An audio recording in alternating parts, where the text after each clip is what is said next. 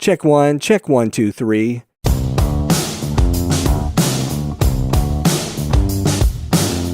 Hey everybody, it's Michael Helms, also known as Michael the Sound Guy, and this is the Location Sound Podcast. You know, each episode we talk with location sound mixers, boom ops, and other industry pros about the various aspects of recording sound on location, whether it's for feature and independent films, TV commercials, interviews, any time where dialogue from actors is recorded. I started my career in the recording studios in New York City with some of the big artists back in the day, and later on projects for networks like HBO, Sci-Fi Channel, and the Cartoon Network. As time went by, I got out of the studio and began working in production sound. Whether you're a seasoned veteran or just starting out, thanks for joining us. My guest today is a production sound mixer and sound supervisor and owner of Halter Technical, and he's based out of Los Angeles, California. Please welcome Doc Justice. Oh, thanks for having me. Now, Doc, we always like to start the show off by asking, when you're mixing on set, what's in your audio kit? So just a rundown of your mics, your mixer, power distribution, and everything in between. Well, see, that's a good question because the work that I do varies wildly. So as an audio supervisor for mainly reality TV, my kit is dictated by the needs of the show. So typically, I will set up a control room or on my sound cart as the master record deck, if you will. I'll have a Yamaha console, typically a QL1 with a Sound Devices 970 as the recorder. I will roll in the control room and make a master program mix for the dailies edit and sort of send off different ISOs and different submixes to different story producers. This is all while different E&G mixers are either out in the field or on the floor mixing in their own bags, and it's all a big coordinated effort. So it's not a typical scripted narrative workflow where there's one sound mixer, one boom operator, one utility. We can have teams of anywhere from 1 to upwards of 30 people on a show. So I'm a fan of the Zaxcom wireless, the ZMTs in particular, and the QRX200 receivers, as well as the RX12. I will also utilize Electrosonics transmitters, particularly the SMQV when I need that long battery life. For IFBs, we'll use mostly Electrosonics R1As and Zaxcom ERXs, depending on the size of the build and the needs of the show, the number of bags, the number of transmitters we've got going. Microphones, again, vary depending on the show. Lavaliers are typically either a DPA 4063, 4061, or Sanken COS 11s. We'll also use Countryman B6 to get that small size and water resistant elements. For shotguns and boom mics, the Sennheiser 416 is the most common within reality TV because we need something that works and will always work. And since that can literally be used as a hammer, that's our go-to workhorse. But we'll use anything else in the Sennheiser family, the 50s, the 70s, depending on the distance and the types of sounds we need to capture. So again, it all varies. It really is dependent upon the show, and it's also dependent upon what the rental houses will have in stock on any given day. So we play that battle often too. I noticed you on your bio, you've worked on a lot of reality TV. So worked on Bachelor and The Bachelorette, Dance Moms, Wahlburgers, Heroes of Cosplay. Is there one of those that stands out as the most challenging, I guess you'd say? See, the gift and the curse of reality TV is that every production has its own set of unique challenges.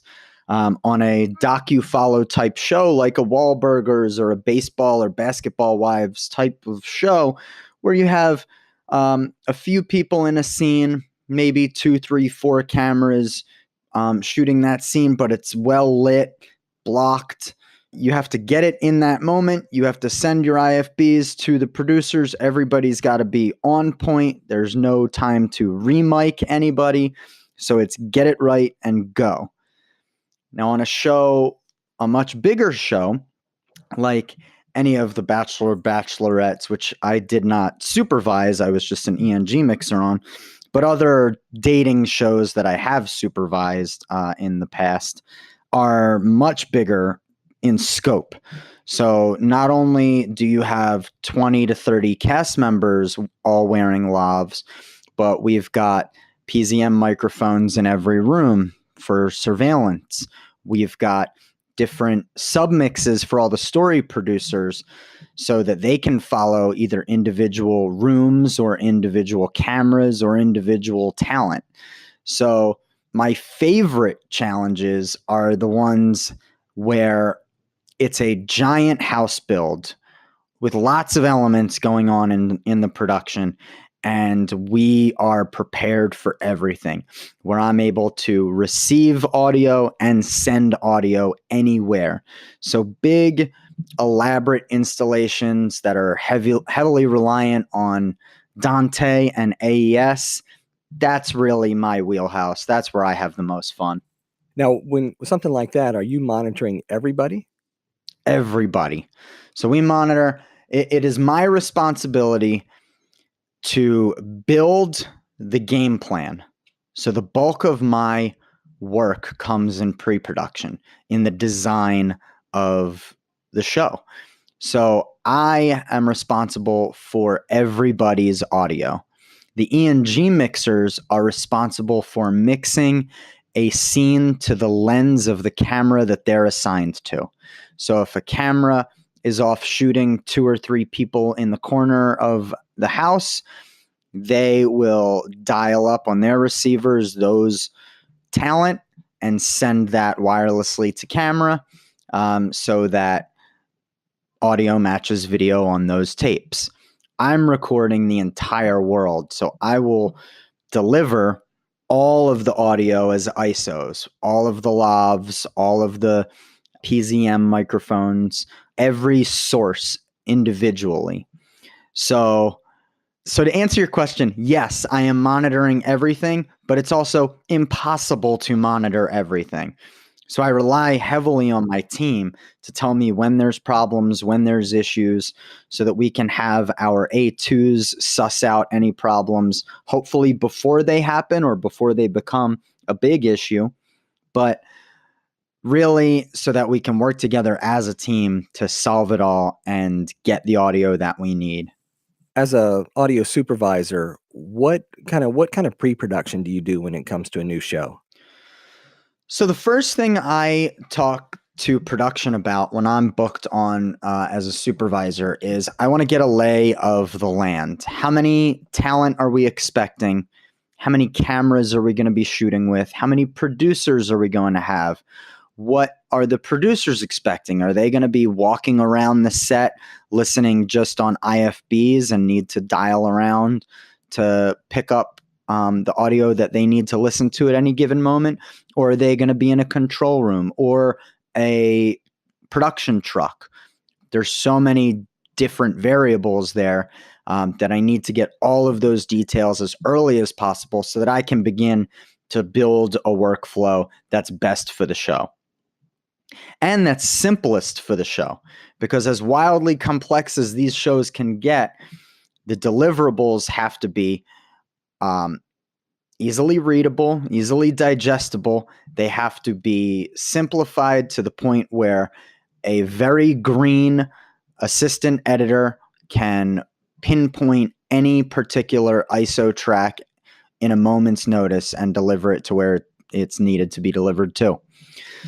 So really in pre-production, my mindset is, how can I take this dream that the producers have, which may seem overwhelming, and boil it down to 1 or 2 deliverables whether it's a SSD drive, CF cards, just boil it down to the simplest, smallest number possible. Just to shift gears a little bit, you also have done projects for the Food Network, like Giada at Home. And what's a typical setup for a cooking show like that? See, again, another very different type of show. On that particular show, shot on stage, we have one talent mostly in the kitchen. Now, on that show, they also have scenes, party scenes, and such, and that's shot more like a typical docu-follow. But on stage in the kitchen, so to speak, we'll have our main talent on a lav. And then there will be different shotgun mics and different PZMs all over the kitchen. And the reason for that is because we're capturing multiple sounds at once. And I need to be able to give post the ability to mix those sounds in and out without degrading the dialogue. So, for example, when the host, in this case Giada, is standing over a sizzling pan. She's over the stove and she's got something cooking up right in front of her, and we hear the sizzle of the food cooking right in front of her. But she turns around, turns her back to the stove as she goes to the sink to wash her hands. Now, the food is still cooking, and on camera, we still see it cooking. So we still need to hear it cooking as she turns around. Now, the goal of her lav is to isolate as much of her dialogue as possible from those ambient sounds so that post can mix her dialogue in at a consistent level. But we need to have those other sources mic'd up so that they can mix those sounds in as well. So it becomes... Cooking shows are about the details and they're about the moments. They might seem like they're a one-fader job where you just have a lav on the host and you pot them up and you let it roll for 10, 12 hours, but that's really not the case. It's about the minutia. One of our running jokes on that show was that sizzles win Emmys. If you can hear that sizzle, that's what's going to get the award. How many times would she prepare the same dish for an episode?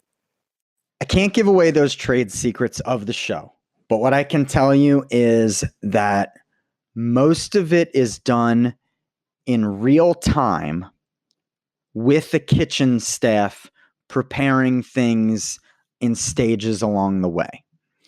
So I can't say exactly who does what without violating some hefty non-disclosure agreements, but to make the production day as easy as possible, things will be done in stages and we'll pick things up from certain parts of the cooking process. That also helps me as the sound mixer to be able to go back and know exactly what's coming out next and know exactly how I'm going to capture certain sounds so that if we have an oven door slam coming, I'm prepared for that on the fader. And luckily we can get that a few times. So post has options too. Okay. So a typical, I guess, 30-minute show, that's a 12-hour day? Yeah, a typical 30-minute show is a 12-hour day, depending on how antsy the host gets.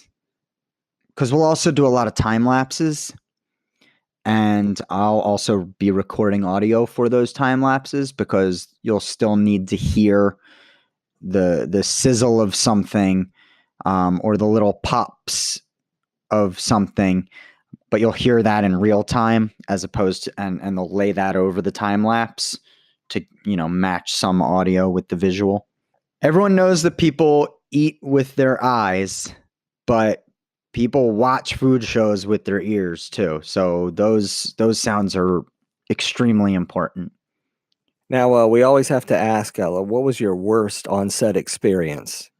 It is impossible to be a sound mixer with any decent level of experience and not have had those nightmare moments where you can't believe what's happening. You think you're costing production millions of dollars. You wish you would have went to law school. We've all had these moments. For me in particular, one time working as an A2, an audio assistant on a reality dating show. This was back in 2006, I want to say. I went and mic'd up a female contestant on the show, and she asked me to borrow my scissors so that she could cut a tag off of her shirt.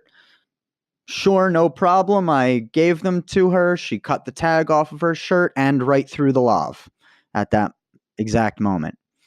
And then that's when I have the audio supervisor and production yelling in my ear, "Hey, Doc, we need this girl on set now. Get her out. Get her out there now." And I'm like, "Oh, I need another lav. Oh my God, what did I do?" And of course, nothing is as bad as it seems in the moment, but I didn't sleep well that night, I'll tell you that. What expendables do you like to use? I have a philosophy when it comes to expendables, and that philosophy is buy all of them, or more specifically, have production buy all of them. If there is something I think I'm going to need on a show, I have production purchase them with my expendables order at the beginning of the show. So that includes all of our waist straps and ankle straps. That includes all of our tapes, moleskin, Mepatac tapes, transport, even all of the lav accessories like over and under covers, DPA concealers, hide-a-mic lavs, Ursa accessories. I will have production buy them all. See, what I've learned over the years is while production may haggle over my rate and my crew's rate, and they may haggle over my gear rate or how much gear I can have rented from their particular rental house, they will never haggle over expendables. It is a separate line item budget, so they never haggle over the expendables. If I need $10,000 worth of lithium AA and 9-volt batteries for a show, they will buy them, no questions asked. So my advice to everybody, audio supervisors, production sound mixers, scripted or not, go through production and get the expendables that you need. Now, of course, there's different rules for network shows and how often and how much of a budget you can spend on expendables, but let them push back on you. Get everything you need and more for the run of a show. All right. I know it varies widely from show to show and how much, what kind of job you're doing, but throw out some rates, say for somebody getting started, say doing reality TV. Let me take it back a little bit further before I talk about the rates, and I will mention that. Getting started is tough no matter what. No matter if you're doing reality TV, if you're doing indie features, if you're jumping right into network studio stage shows, getting started is tough and there's no right answer. And you'll hear, if listen to every episode of this podcast, and you'll hear every mixer give different pieces of advice, and they're all various degrees of correct, because they come from those particular people's experience. I believe wholeheartedly in mentorship and working your way up. It is not the only way to get started. You can certainly buy a kit, go out and be the head of the sound department immediately. You can do that. And today it's cheaper than ever, because technology has advanced so quickly. And it is also, and there's so much more content now, with all the streaming channels and people posting YouTube and Facebook and Instagram clips of their own. So there's no wrong way to do it, but I do highly encourage people to get in contact with someone who they want to work with and who they want to learn from, and get in at the ground floor. If you can become an A2 or even a PA in the sound department, or not, even a PA, if you can just attach yourself to a show or to a person who can show you the ropes, allow you to make mistakes when they're less critical, and grow personally and financially at the same time, that's a big benefit. Now, having said that, A2 rates in reality TV are pretty different across the board. There are some of the major reality houses that will pay A2s about $250 for 12, which is an extremely low rate. The rates that I get my A2s are somewhere in the $450 to $550 for 12. That's if I can get an experienced A2 who I know I can trust and who is deserving of that rate and experienced in that role. We can get those rates from production companies. E&G sound mixers, the lowest mixing jobs still pay $450 for 12, which is a rate that is even less now than when I started. My first sound mixing rate was $450 for 10, and here we are 15 years later, and the rates are $450 for 12. So account for inflation there, do the math, and you'll see how screwed people really are. But a typical E&G rate should be in the neighborhood of $600 for 12, $650 for 12. And again, depending on the scope of the show. Audio supervisor rates. See, the problem with defining an audio supervisor rate is that the job definition of audio supervisor is not exactly written in stone. An audio supervisor could be a one-man band on a show by themselves. They don't really have a department to manage, but since they're the only one recording audio, they're called the audio supervisor. And maybe they make $450, $500 for the day themselves. Or maybe you are in control of a very large crew. You have to do scheduling and you have to manage a dozen different audio bags, and you are more of the supervisor than the audio part. And that's when rates go up, and that's when you can really make some good money, from $650 upwards of $900. And that does not include any gear rental. These are labor rates alone. So there's the possibility to make a good living for someone if they're dedicated and work their way up through it and can attach themselves to people who will help them grow. It's possibility to make some great money over a career if you're dedicated and focused. Now, when you're looking for an A2, what do you expect from an A2? My expectations of an A2 are first and foremost to keep your eyes and ears open.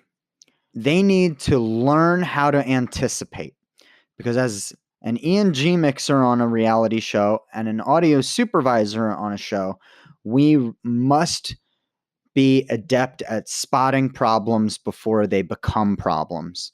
So the time to learn that is as an A2. So if the A2 knows what's happening currently and knows what's about to happen, they can be prepared and they can let me and the rest of the crew know what to expect. The other critical, and I can't stress this enough, critical, and this is going to sound arrogant and cocky, but I'm not coming from that place, I promise. But the most critical thing that I expect out of an A2 is that when they are asked or told to do a job, that they do that task immediately. Because we have so many players in motion all at once, it is absolutely critical to know that everything that we've drawn up is being put into action. If I ask somebody to run an antenna cable out to a certain spot, once I give that request, I expect that it's done ASAP, because I'm moving on in my head to the next part of the problem and I'm getting set. So when the time comes that I need to receive the lav in that area that I pulled an antenna out to, and all of a sudden I'm not getting the audio like I expected, well, that's a big problem that the A2 didn't do that particular task. So if you think about it like football, as I think about everything like football, or baseball really, but we'll go with football right now. A play requires all 11 players in sync. All 11 players on the field need to know the play at hand. If one of those players is out of position, the quarterback can get sacked. In this case, I'm the quarterback. I take the sacks. I'm the one sitting in the room with the director, the executive producers, the network folk. And when there is an issue that they hear, they all turn their heads to me. So I rely heavily on my team so that we all look good. Because truthfully, when I look good in the control room, it reflects good upon the team. Now, tell us a little bit about Halter Technical. Halter Technical was born out of frustrations from working in the field. As an audio supervisor, I've done show after show where we go through the same process, the same rigmarole every day. For example, I would have my A2 hand an IFB to a producer or a director. They would get, let's say, Electrosonics R1A, and they get a headset. Typically in reality TV, they're given a single ear headset because they will have a walkie-talkie surveillance in one ear and they'll listen to IFB audio in the other ear. So they don't typically wear a set of over-the-head cans. They'll have just a single ear headset. And for as long as I've been in the business, we've used the same coily mess of a headset that was not built for IFB use. It was built for walkie-talkie use, and that's why it sounds like an AM radio. And it gets tangled and it's uncomfortable. And there's so many problems with it that we would go to hand a producer this headset and they would say, "No thanks, I have my own." And they would use their iPhone earbuds or whatever they had on them. And they would put one side in their ear and let the other end dangle down. And, okay, no problem. Go ahead, use what you're comfortable with. And the next day, we have to hand them another IFB. We have to hand them a headset. We can't expect them to always have their own. It's our job to supply the audio for them. If they have their own every day, great. But every day we have to say, "Here you go." And they have to say, "No, thank you," or some form of that dance. And I thought, why do we accept this? Why is this the dance we do every day? There has to be something better. And when I couldn't find anything better, I said, well, I'll make it. So my philosophy in starting Halter Technical was to really widen my view of the way we work on set and really examine with a microscope every single tool that we use, whether it's the cables, the headphones, the microphones, the mixers, the antennas, everything, and say, what do we take for granted? Why do we use these tools? If this tool is the best tool for the job, then that's great. If it's not, I want to use the best tool for the job. If there's something better out there, I want to use that. So I've always felt that way as an audio supervisor. So I've always looked for the newest and greatest in technology so that I could be ahead of the curve and be able to do my job easier and better every day. I want to do my job better today than I did yesterday. So I want to create products with that mindset, products that are better than the products that we have out there today than we've had yesterday, and keep moving forward. The slogan for Halter Technical is never settle for standard. Anybody studying location audio has heard the word standard in regards to most common practice. But instead of being called common practice, people will call it a standard, and that alienates any other option. For example, we power our ENG rigs off of portable rechargeable batteries. Nowadays, lithium batteries, previously nickel metal hydride or nickel cadmium. But the form factor that became the most common was the NP. NP1, now the IDX NPL7S, the NP1. And people started referring to that as the standard. This is the standard, meaning this is what everybody uses. If you're not using an NP style battery, you're not conforming to the standard. Well, thankfully, in the past few years, other options have crept up. Other companies have started making batteries in smaller form factors with higher capacities, batteries that are better for our job. Now, are those a new standard? Maybe to some people, they'll call them standard, but they're still just commonly used because there's still room to improve. A standard is actually a baseline or a specification. So what I mean by a baseline is if you went to buy a new car and you got the standard model, well, you got the worst model. You got the one with no options. So the standard model is the worst one. Now, obviously, that's not always the case with things we call standard in audio, but it leaves the analog that there's always options. And by specification, I mean either in the technical specs of a product or in the wiring scheme of a product. So a standard XLR is a standard, an XLR 3-pin, hot, cold, and ground. That's a standard. Now, using an XLR cable as a standard, that's not a standard. That's a common practice. We have other options for cable connectors and pinouts. But the XLR connector is a standard itself. Its use is not a standard.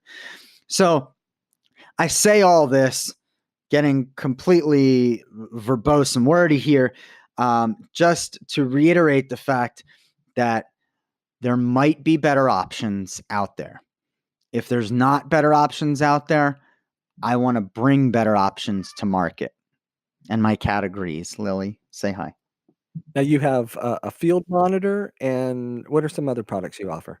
So currently we have the field monitor is our single ear headset designed primarily for reality, documentary TV, also works very well for ADs, key set PAs, anybody in scripted or any production who needs to wear a walkie in one ear while listening to IFB audio, or just needs an open ear to set to help control the set or for safety reasons.